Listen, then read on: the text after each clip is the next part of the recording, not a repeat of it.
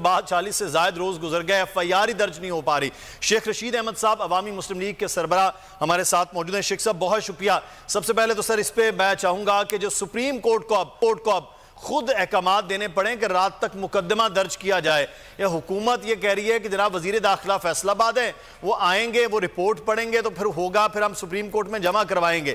تو یہ حالت ہے کہ قتل ہے، مدعی موجود ہیں اور مقدمہ درج نہیں ہو رہا۔ شیخ صاحب وہ ان کی قسمت ان کو ذلیل اور رسوا کرانے کے لیے 27 کلومیٹر اسلام آباد میں لے آئی ہے۔ ایک شخص کی زندگی پہ 16 FIR داخل ہوئی اور اس کی شہادت پہ 44 دن ہو گئے ہیں، ایک FIR داخل۔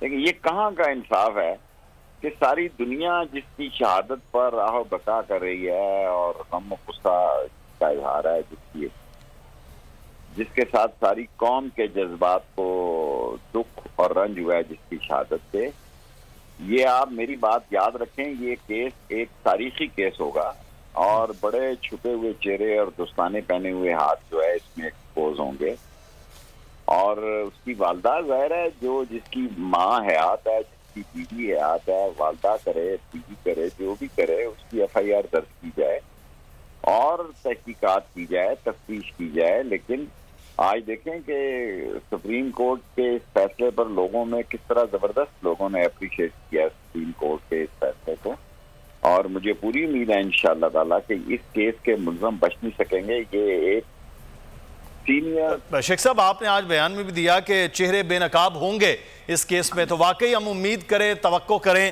کہ اس سے پیچھے چھپے ہوئے چہرے بے نقاب ہوں گے۔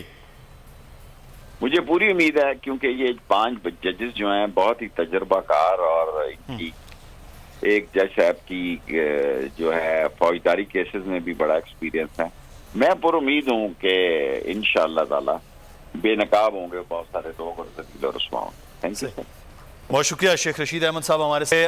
عرشہ شریف کا یہ معاملہ ہے۔ عباس شبیر آپ کے ساتھی ہمارے ساتھی ہیں، لیکن بہت کوشش کے باوجود اب جیسے جس خدشات کا اظہار بحیثیت